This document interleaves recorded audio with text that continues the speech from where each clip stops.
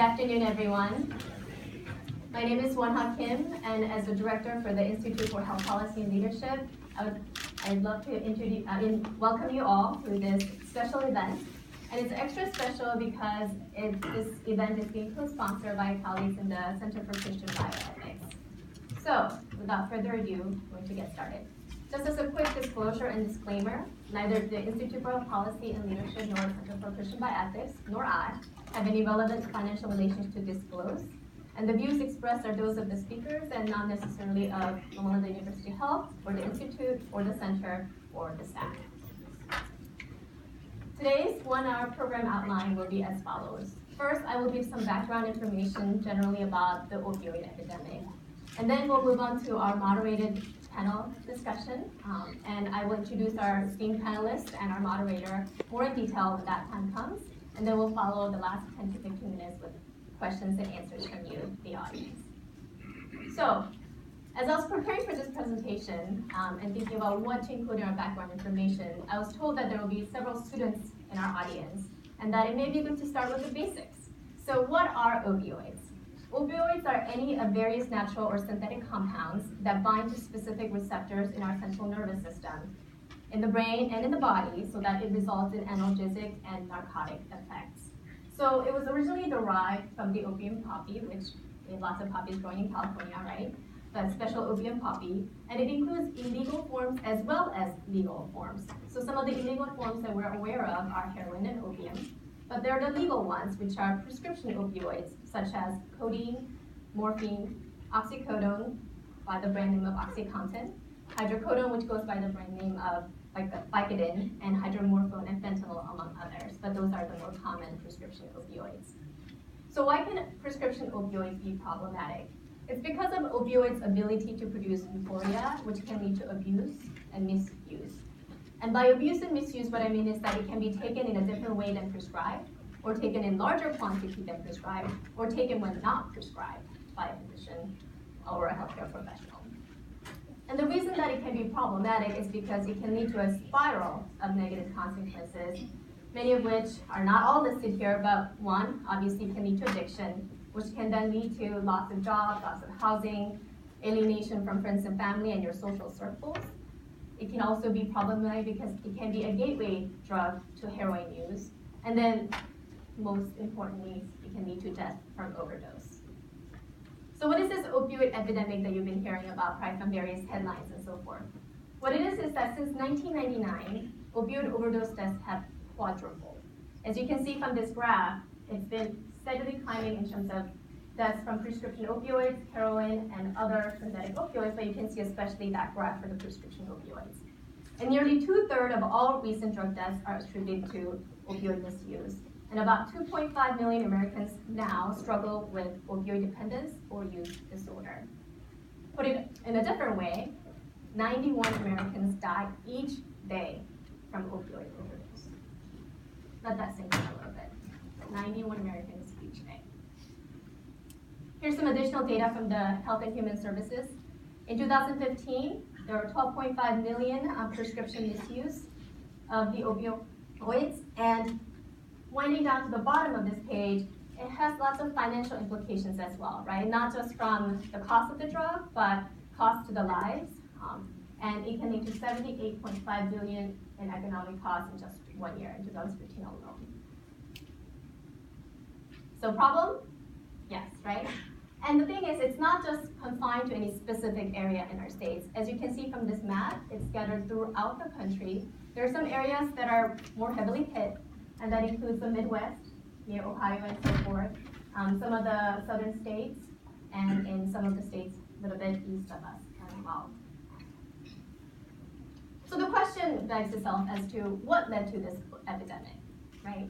There are many factors, but one of which is that there was a significant increase in the number of opioid prescriptions, okay? And part of that was because back in 1980s, there were some advocacy groups, rightly so, who raised awareness about inadequate pain treatment in cancer patients, who said, as physicians, we're not only taking better care of pain in our cancer patients, what can be done? And also in 1996, the American Pain Society introduced the concept of pain as the 5th vital sign. So now we're aware of those smiley faces in pediatrics, right, and those scales. in adult patients, where we now measure pain as part of the fifth vital sign. So then that led to the increase in the number of opioid prescriptions. In fact, currently it's 3 times the rate that it was in 1999, and we are at 4 times the opioid prescription rate compared to Europe. Okay. And in response to all this as well, pharmaceutical companies thought, this is a great opportunity to increase our profits. So then they increased the development of new opioid products, and FDA approved nearly 24 new products between 1990 and 2017 in terms of prescription opioids. There was also aggressive marketing by the pharmaceutical companies to really market to the consumers saying, are you in pain? Ask your doctor about so-and-so. And then, of course, with all of this also came the greater social acceptability of using medications for different purposes. Okay. Those are all some of the things that played into this opioid epidemic. So as I'm sure there are a lot of healthcare professionals or healthcare professionals to be in this room, what role can we play? So the fact that healthcare professionals wrote nearly 250 million opioid prescriptions in 2013 should sit in our brains a little bit, right? And when you look at some of the data in sort of the high prescribing states, which is Alabama, compared to the lowest prescribing state, which is Hawaii, healthcare professionals in Alabama wrote 3 times as much of opioid prescriptions as the ones in Hawaii. Okay, so there's variability in provider prescription patterns. And the most common drug involved in the prescription opioid overdose death include methadone, oxycodone, and hydrocodone. So what's being done about it? Obviously, we're saying it's a problem. So the nation is doing various things. And one of the things is that the United States Department of Health and Human Services developed a 5-point comprehensive strategy for the nation. One is to have a better public health surveillance. So kind of getting a better sense of what's going on in our country. So the CDC is heading that up. 2 is better pain management practices. So creating these toolkits or having these webinars so that providers are better educated about management practices. And then 3, more addiction prevention, treatment, and recovery services. Because once these people become addicted, what happens and how do we treat them? And 4, more overdose reverse drugs, and I'll talk more about that, but the FDA is in charge of that. And finally, better research on pain and addiction, so NIH is heading that up. Some other things that's being done about the opioid epidemic is that they are putting tighter restrictions on prescriptions of opioids. So for example, FDA placed hydrocodone combination products in a more restrictive category of controlled substances to kind of tighten that control. Also, there's been increased education and outreach efforts, both to the general public as well as to healthcare professionals, and increased surveillance. So for example, California has the Cures database where if you are a prescriber, you can look and see, has this patient gotten other controlled substance in the past and by whom, and you can sort of start seeing patterns if there are any kind of concerning practices by the patients. And then innovative approaches to treating addicts. So for example, in Buffalo, New York, they put together this opiate crisis intervention corps where they really focus on the treatment first before the punitive action for those things. Also, some other things that's being done is easier access to Naloxone. So for those of you students, Naloxone is a medication to reverse the overdose of opioids. And so in 2001, New Mexico passed the first Naloxone access law allowing trained responders to administer Naloxone. And in September 2014, Governor Jerry Brown of our own state signed AB 1535 into law, permitting pharmacists to provide Naloxone upon request without a prescription. March of 2015, Kentucky allowed first responders or members of an opioid user's family to receive Naloxone without a prescription. And in July 2015, Ohio's governor enacted emergency legislation to make Naloxone available without a prescription. So then pharmacies can now offer Naloxone over the counter to individuals who are cleared by their doctor or by their health official. And now 33 states and DC have similar laws allowing Naloxone without a prescription to kind of make it easier for people to respond when there is an overdose to try to reverse that before the person dies. What else can healthcare professionals do? We need to consider non-opioid alternatives to pain management. But then there are times when we need to prescribe it, right? So in those cases, when prescribing it, only to prescribe the strength and quantity you need to treat the condition, and also be mindful of potential for opioid misuse and abuse. And I just want to touch upon real quickly, not to say this is comprehensive, but this is what I'm aware of what Loma is doing for this issue. There is a LLUH opioid steering committee headed by Dr. Todd Martell, who consists of physician leaders from the primary care sites, pain management, palliative care, and Riverside Neighbors Health System to develop best practice guidelines, pain control substance agreement, and also working with IS department to kind of figure out how technology can play a role in helping that process. There's also the Substance Use Recovery and Wellness Program at BMC, which provides inpatient detox services for opioids as well as outpatient rehab program. And they kindly dropped off some brochures that we have on our front table here if you're interested in picking those up. And then here at our institute also, we have a group of faculty scholars, and some of us got together and thought, this is a great issue for us to tackle.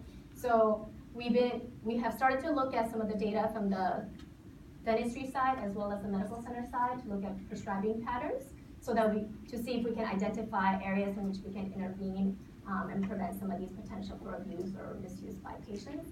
And then we also have a plan, and we got our RD approval, to survey healthcare professionals here at Loma Linda about some of their perspectives and practices with opioids. So, herein remains our challenge, which is to manage pain appropriately without adding to the national opioid epidemic. And for that, we have invited our esteemed colleagues for our moderated panel discussion, and let me introduce each of them to you. So sitting to my left is Dr. Greg Olson. He's the Associate Professor in the School of Dentistry for the Department of Orthodontics, Pediatric Dentistry, and Oral Diagnosis Pathology and Radiology. He trained here at Loma Linda, and he directs the integration of evidence-based practice into the curriculum. He also served as the 2015 and 16 American Dental Education Association's Harry W. Bruce Sr. Legislative Fellow, and is the director of the Legislative Advisory Committee. And more importantly for me, he is one of the faculty scholars at the Institute. And next to Dr. Olson is Dr. Emily Hollinghurst. And I find that she's the mother of a 3-month-old, so we're very fortunate to have her here in one piece. She received her doctorate of pharmacy degree from here at Loma Linda, and also completed her residency in pharmacy here at Loma Linda as well in oncology.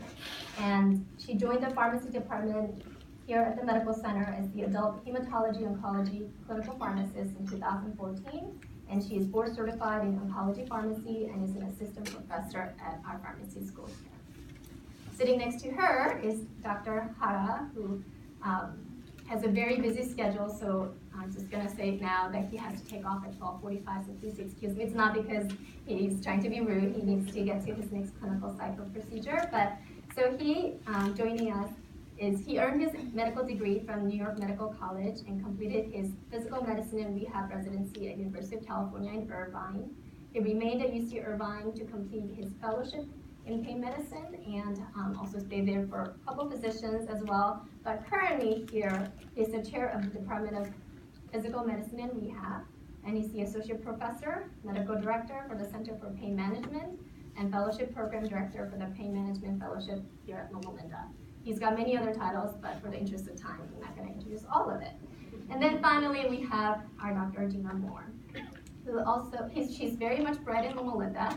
She earned her medical degree and completed her residency training here at Loma Linda. She's board certified in family medicine, as well as hospice and palliative medicine. And she's the director of the palliative medicine here at Loma Linda and the chair of the ethics committee. And for our 4 esteemed panelists, we're going to have the discussion moderated by our Dr. Gerald Winslow, who does not need an introduction. He's the director for the Center for Christian Bioethics.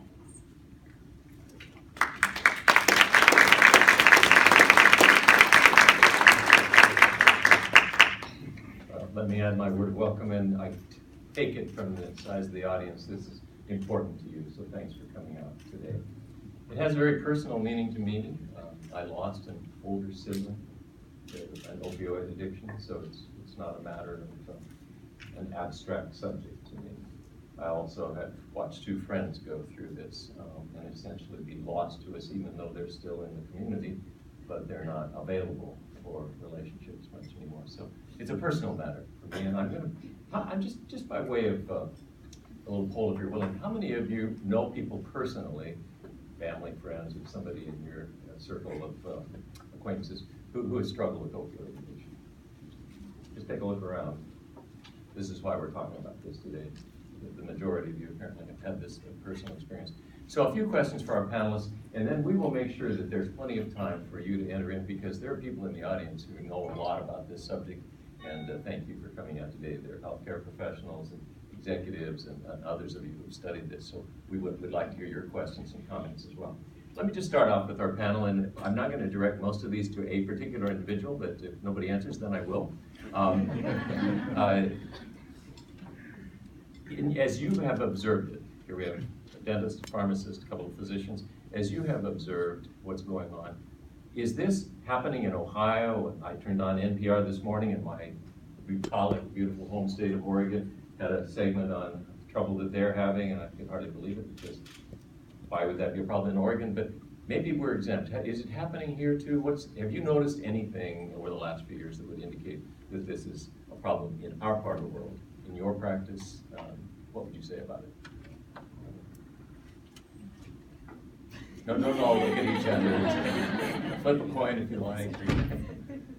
Dr. Otto, you can Sure. step up to that. So this is a problem here and everywhere in the U.S.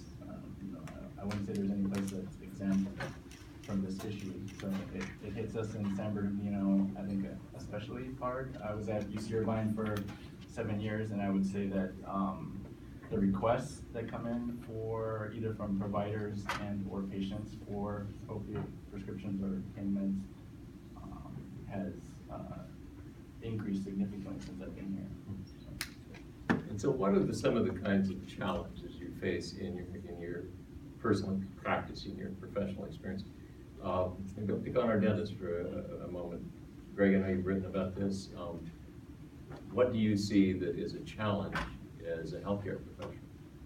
I think the first challenge, being a healthcare educator, is probably the first place I would go to with this, and that is actually having an organized method, a system for addressing this and teaching this to our students, just making them aware of it. That's been a challenge, and I came upon this about 3 years ago at the American Dental Education Association's policy direction committee meeting, and we were coming up with ideas for what was going to be most appropriate to tackle in the next cycle. And someone of our colleagues from Maine happened to be sitting at the table and said, hey, we're having this issue and it's hitting our dental school. And the state legislators were saying, hey, you guys, what are you doing about it? So dental education, being aware of it as a healthcare provider, as an educator, and as a dentist, there were two things I learned as a dentist. One, how to notice symptoms of myself or my colleagues who are, abusers of drugs. And two, that individual who keeps calling back asking for medications of a specific name. That was it. And so since then, I've been on a path to trying to figure out what role dentistry plays in this. And you may or may not have seen many of the taglines out there. One on a national NPR site that says, my dentist hooked me on opioids. And we do that a lot through extraction of third molars. That's a classic one.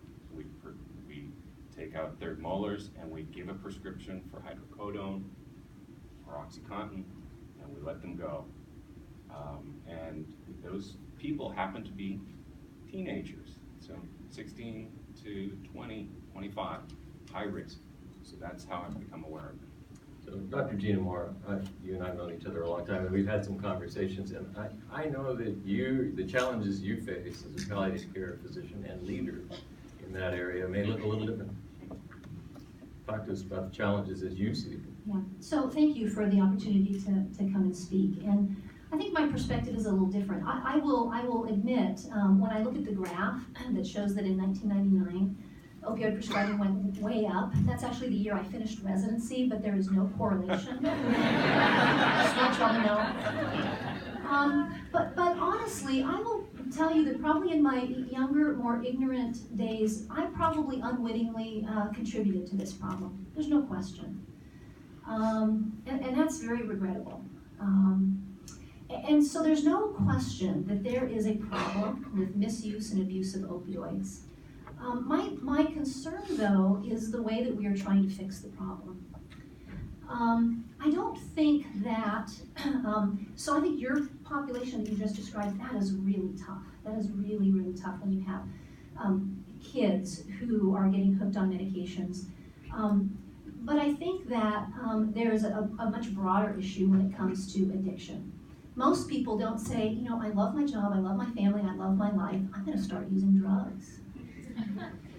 And so I guess the question is, how do we combat the despair and hopelessness that people feel that then often contributes to drug abuse of all kinds? In my particular patient population, I actually have to often talk people into taking medications. I work in the cancer center doing pain management, and I might have an 80-year-old lady who's married to a retired Adventist pastor, and she's taking hydrocodone every 4 hours for her pain. And I say, you know, that's not a great way to manage pain that's there all the time. Let's put you on something long-acting. And she says, oh, well, what would that be? And I might mention the name morphine. And she looks at me horrified and said, do you think I'm a drug addict? You know, morphine is for addicts, right? I can't take that. So there are these thoughts and opinions about medications that may or may not be factual and accurate. I will often have people come in and say, I'm addicted to my medications. And I say, well, why do you say that? And they say, because if I don't take it on time, I get horrible pain. So the thought that, boy, taking pain medications to manage pain, that must mean that I'm an addict, it is a problem. So, so my biggest concern is, how do we combat this problem that we obviously have without sending the message that I think a lot of students and residents are getting, that is basically, don't prescribe any opiates, ever, to anybody. And that, when I talk to students, they say, yeah, that's basically what my attendings are telling me. And I worry about that. I'm leading up to the question about what we do about this in policy, so that's just fair warning if you're thinking about that. I'm going to call in the pharmacist. You're the one so far I haven't heard from, but thank you, by the way, for coming in with a newborn there. Hopefully not needing any of what we're talking about here. But I went back to work like 3 weeks ago. oh, so yeah, okay. Iron person, that's good. How do you see it from your point of view? Because I take it from some of the changes that we're seeing that pharmacists are very much on the firing line. Sorry, like Dr. Moore, I do work with cancer patients, so, but I get a lot of questions, not from cancer patients, probably more my own family and friends about this a lot. Because there's a pharmacist in the family, so people call me about medications all the time. And what I learned actually as a resident with Dr. Moore and on a palliative care rotation at City of Hope is the education point of patients. We were talking about this earlier from the beginning, for procedures, acute procedures, that you're not expecting them to have chronic pain like a cancer patient for a long time. The education piece of, well, what tolerable pain score, or what pain score is tolerable to you, and kind of giving them an expectation that they may have pain after a procedure, like an acute procedure or a knee replacement. But as a pharmacist on the oncology side, it is definitely difficult because you have patients with tumors that are compressing on nerves and other issues causing a lot of pain, but then you also have acute issues that are going to be treated with chemotherapy. So, you know, honestly, it's rather difficult. Yeah. But the education piece of what is a tolerable pain level for you is, I think, is something that I teach my residents and students to talk to patients about. But like Dr. Moore, everyone doesn't want to prescribe. It's either like black or white right now. So that's my perspective. So I had an experience here 3 or 4 years ago that kind of exceeded my pain tolerance level. So I was changing a light, and I come high in the ceiling, and I fell off the ladder and hit a corner of a thing that I built myself. As Shakespeare would probably say, hoist on my own petard here, but shattered really 6 ribs and left myself in real trouble. In fact, I loved it when one of my doctor friends said, you know, most people your age, when they do that, they die. So I'm really glad to be here today. But I discovered a couple of things. Dilaudid made me really sick, so that didn't work out. And morphine was a real blessing. And then and I see my doctor here, so I want to make sure that he knows it wasn't he who did this. But I got this prescription on the way out of all of this for, I think something like 60 hydrocodone, I think was the drug. And I needed about 8 or 10 of them, I guess. And then the bottle sat there for the rest of the time. Let me just put it bluntly, are we prescribing too many of these? So if you're gonna move, not black or white, but you've got something in the middle, are we prescribing too many of these? That is too many at a time. And believe me, my doctor, who knows who you are. I'm not talking about you. I'm not looking at you. And that's the piece where now Norco is Schedule 2, so you can only prescribe so many at a time. But yeah, they sit there, and then where there's access now to other members of the household that can possibly get to them, young teenagers. But it's difficult because if you're needing to take it every 4 to 6 hours, that is a certain amount of pills. But now with the Schedule 2 of Norco, you only have a certain amount of time. So. Any of the rest of you want to comment on that? Dr. Hanna? I think making it more restricted has probably helped in some instances, but that doesn't help the number that you can prescribe at a time. So it's not unusual for us to see patients that have been prescribed 500 pills a month. So yes, we as a community in medicine, we've probably overprescribed. In the past, I think it's going to become more difficult moving forward, but speaking to what Dr. Moore said before, it has been black and white for an issue that's very gray. So pain is subjective, it's personal, there are so many, it's like a Venn diagram that has like 10 circles. And so, the challenge moving forward is we've had this, for the past decade at least, where pain was advocated to be a vital sign and to treat it, where pain can't be treated.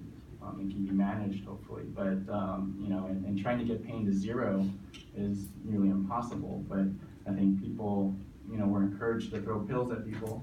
So, for someone that got a tooth extracted or had knee surgery, whether or not the medicine helped them or they needed it, they got 50 or 100 pills until they can get to their primary care doctor or whomever else. So, and now, the pendulum has swung in the other direction. So now nobody wants to write for medications, and I think that puts a lot of people at risk. And it's going to be very challenging how we move forward. I want to ask Dr. Moore, are restrictions now interfering with your ability to provide great palliative care? Yeah, I'm having difficulty getting pain medications for my cancer patients. And that's just kind of one of those unintended consequences, right? They're just collateral damage. When you have a war, and I would argue that the war on drugs that has been fought in this country for decades, we are continuing to lose, has not worked the way we've done it. But that's what you get in a war, right? You get collateral damage. If you look at the CDC guidelines, there's actually a paragraph that says these guidelines are intended for primary care clinics and clinicians in an outpatient setting, not intended for people getting active cancer treatment or getting palliative care. And yet, it's a tiny little paragraph. So let's just not look at that, let's apply it across the board, and that's what's happening. And, I have lots of respect for my pharmacy colleagues, but they're the ones I have to have many conversations with a lot and say, not you, but others that will remain nameless. And it's really tough, right? So if I have a 42-year-old who's getting a OxyContin refill, right, for 40 milligrams BID number 60, the pharmacist is like, 42-year-old needing OxyContin, they must be an addict, right? That's the common thought. They don't know that they have metastatic cervical cancer with bony mets. Does that matter? I think it should matter, but that's not often conveyed. And so that makes it challenging, and so that's my concern, and that's my worry. CDC guidelines will say things like for acute pain, they think, well, for most patients, 7 days worth of medication should be fine. In fact, probably only 3 days. So I don't know how long your ribs hurt, but most time rib fractures, they're not even better in 7 days. And it's usually weeks and weeks. So if you come and you get a prescription for, I don't know, 20 pills, and then you have to come and pay another copay in a few days for another 20, and then another copay. There are a lot of patients who can't afford that. So that's another unintended consequence, I think, of limiting numbers. But it is a problem. Well, just let me stick with that example for a second. I know it's sort of self-serving, but and I hope not excessively narcissistic. But the thing is, I was already aware of the epidemic problem. So I'm looking at those pills and thinking, is there any other way that I can keep the pain manageable? Because you're right, it was about 6.5 weeks. So that was sort of self-governed, but are we doing enough for patient education to say, you know, I gave you this many, but you could maybe handle this with something else? What do you think? Probably none, or definitely none. When the ER is very busy, or you're on a surgical unit and you're being encouraged to get patients out by a certain time and clear out rooms and clear out beds and get the next patient in the door, then the time for education about precautions after they leave the hospital, whom to follow up with, and everything, medications can get lost, and so it becomes easier just to write for 30 pills or 50 pills and say, this is what you get. I think that time these days is a very precious commodity that we just don't have enough of. Mm. Dr. Olson, you were. Oh, I was going to say we're in a reactionary phase, and it's probably come over the last 2 years, I would say, and it's increased in its intensity as the headlines get bigger, right, and the costs get bigger. But again, it's partly what you've described, which is the circumstances, and then there's a certain level of where we come in, and I don't know if I'm jumping ahead, but when you think that the immediate is all your focus is, you all of a sudden get left to the reactions of what happens, the consequences from what you do and don't do. And for case in point, as a colleague was talking about, the relationships and the knowledge that you have about that one individual make all the difference in the world for the average individual when it comes to pain modification and medication. Meaning, if you tell a person after they have their third molars removed that, listen, you're going to experience potentially some discomfort, and if one situation occurs, like a dry socket, it'll be probably some of the worst pain you've ever had in your life. But here are some things we can do, and there are certain people who are at higher risk for it. But that it takes more time, more energy. So, something that takes more time, energy, and thought and policy, when you don't have more time, energy, and thought and policy, there's your conundrum. Well, and be assured we're going to get to you folks in just a couple more minutes. Policy. Let's not think about state or federal policy for a moment. Let's think about Loma policy. Are the policies working for us here? And I see some other influential senior executives in the audience. But do we have the right policies in place at Loma Linda? Whether some people here on the panel probably know something about that. What do you think? Is it working pretty well for us at the level of our covenants together, what we agreed to be governed by? I would say the best answer is not yet. It was mentioned that there's a opioid steering committee that Dr. Moore and I are part of, so I think steps are being taken and progress is being made, but I would say that, in my opinion, not yet. Well, I think part of the difficulty is that policy also has to follow reimbursement, right? So if for many, many decades we have said, you know what, we're going to have a multidisciplinary team that's going to manage your pain. You can go to PT, you can go to OT, you can go to pet therapy, you can go to counseling, you can go to a support group, and we have all of that for you, and your insurance will pay for that. We probably wouldn't be in the problem that we're in now. And even now, when I have a patient who I suspect, I think you're using opiates for your emotional pain. Let me get you help for your emotional pain. I can't get them into the BHI. I can't get them counseling. And God forbid they speak Spanish, because there are very few and far between Spanish counselors, although I have found one recently. So it's really hard, even when I want to do the right thing and they want help, and I can't get that for them. So at a national level, it's very easy to say, stop writing opiates. That's really easy, but that's not helping people. That's not treating addiction. That's not managing emotional pain. And we've got to do a better job, and part of that has to do with reimbursement. I do want to say that although reimbursement is part of the problem, the insurance companies are the reason for that reimbursement, for the reimbursement policy. So, the challenges that I face, or that Dr. Moore faces when writing for medications, we're handcuffed by what is on formulary for a particular insurance. So significantly. Now, I know that Dr. Hahn has to leave in a few minutes, and there may be some questions that people would like to ask you specifically, and other comments or questions in the audience. So I think it's time to turn to that. We do have a microphone, although getting to all of you fast enough for the time. If you're willing to speak up, I'll repeat the question. Who has a comment or a question? Right here. Hi. Oh, we'll have to turn that on. I'm just wondering, would it ever be permissible to put a patient in a coma to let them run through the symptoms and get rid of the addiction? Because that's what I would like to happen for my father. This happened to him once. He's back on oxycodone. He's been on it for 18 years. He cannot get off of it. He has other drugs that will actually take care of the symptoms. I'm sorry, the pain, but not the symptoms. So if you could voluntarily put him in a coma, you think that would ever be permissible? Can you hear that in the back?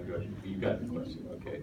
Well, I'm gonna look down there at the physicians for a moment. Permissible, and is a tough question to answer. Is it permissible?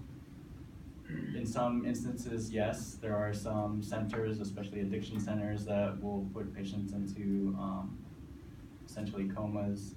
But I would say that has to be part of a bigger comprehensive program that deals with both addiction and pseudo-addiction, which is essentially having the signs or symptoms of addiction, but they go away when the pain is adequately managed. Thank you. Gina, you want to add? No, I mean, this actually kind of happens to some of our patients. They come in, particularly our cancer patients, they'll come in septic, altered mental status. They get in the ICU, all their pain meds are stopped. They're usually, maybe they're on a ventilator and they're really kind of out of it. So they probably are going through the withdrawal process unawares. Maybe they're better in 5 days, and they wake up, and maybe they have pain, maybe they don't. It really depends, but that's kind of really what happens when people get that sick and in the ICU. Another one right here. Yeah, I have a question regarding the addictive tendency versus non-addictive. There are many people who are put on opioids who never become addicted because they don't have the addictive tendency.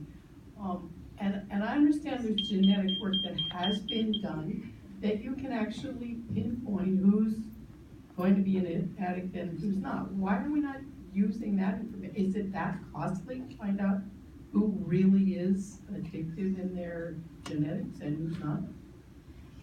So that's a great question, and certainly we know that you really need two things for addiction, right? You have to have the genetic predisposition, and you have to have exposure.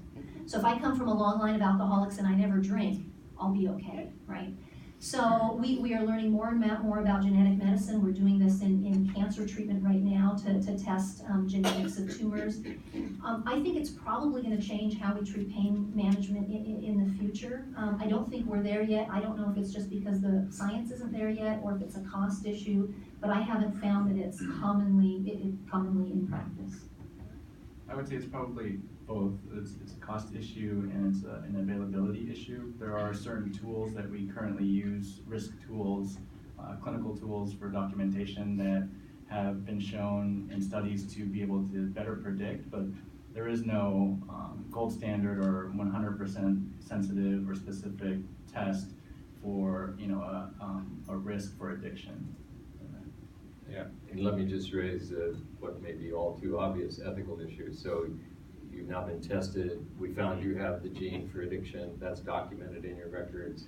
And we can now ask about what happens after that for all kinds of purposes. So it would be complicated ethically and perhaps in terms of the policy, but it's an interesting question if that could be done.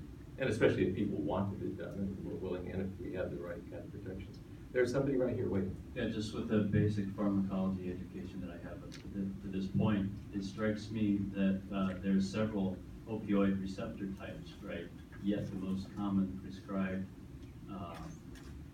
opiate is the one that's the most addictive. Why isn't there a public health effort to target these other receptor types that are effective and not addictive? Sounds like a great question for the pharmacist as well. Do you want to say anything about that? It's all your fault because pharmacy didn't do its job. All my fault. It's always my fault. No, I'm just kidding. That's a really good question, and it's also drug cost, I would say, and the availability, but I would say more drug cost than that. Well, and so the different receptors don't all moderate or mediate pain. Yeah. So you can, essentially the mu opiate receptor is the one that modulates pain. And so the other ones will modulate side effects, like constipation, respiratory depression, etc. And so the reason that class of medicine, so morphine, Vicodin, or hydrocodone, oxycodone, is because they are active at the mu opiate receptor. Thank you all for speaking today. If you were to think of this as a purely pharmaceutical problem, oversimplifying, there's an appeal in thinking that there's a pharmaceutical solution. To that end, there's been stories, including in the popular press, about implantable and depot opiate antagonists. I have an ethics and policy question related to that. As they've become approved, there's been an interesting subculture within the addict community about being paid to receive those treatments. Thoughts on the ethics of that and any policies that should result from it? Just jumping at the chance, David, to take your question here. Yeah, I'd have to ponder that. I haven't really thought about that one much. I guess everything comes down to, or a lot of things come down to cost-benefit analysis, right? If I had a financial incentive for an addict to do this, to prevent other problems, versus not doing that, and then they just continue to kind of continue in their behaviors and continue to come in and out of the ED and be hospitalized. Who is benefiting versus who is paying the price? All of those things I think we'd have to look at and consider. Okay. Right here. I don't have a question, but more of a comment. Forgive me because I'm terrified to talk. My name is Stacy, and I come from the other side of the coin. I'm a drug addict. I've been addicted to opiates for well over 10 years. Don't know when that started. However, I do recall her putting on the board that the solution you guys are talking about over at BMC and some programs that they have available for the chemical dependency. And I'd like to touch on that for a second because I think it's a phenomenal program. For one, I have gone through the detox there, and I've done the 30-day outpatient program. And they have a pain track over there that gives other solutions for pain other than opiates. The drug of choice is tramadol. Okay, and not to gloat or pat myself on the back, but I have over 2 years of sobriety, and it's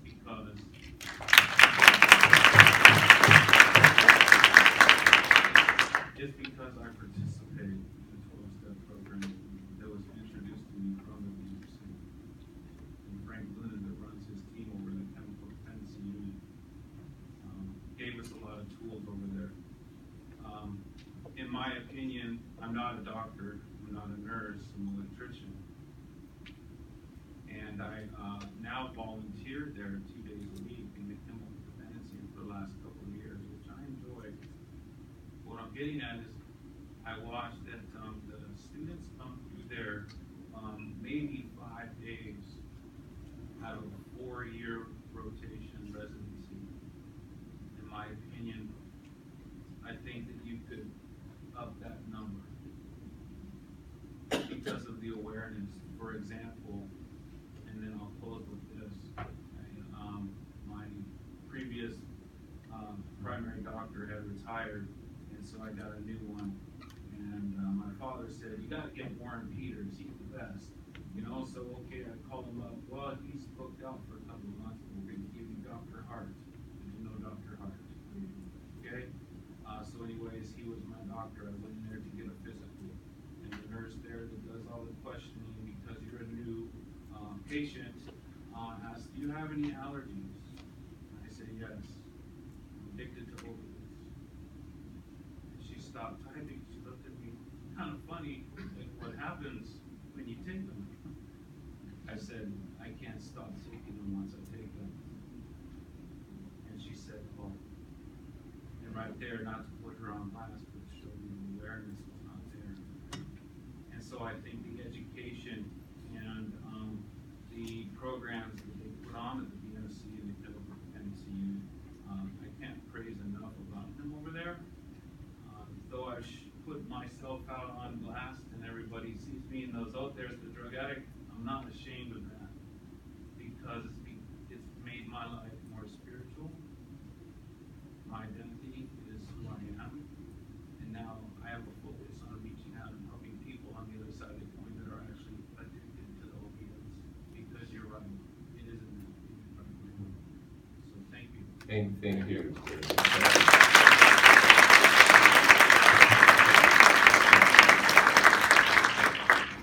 That was courageous. Thank you for doing that.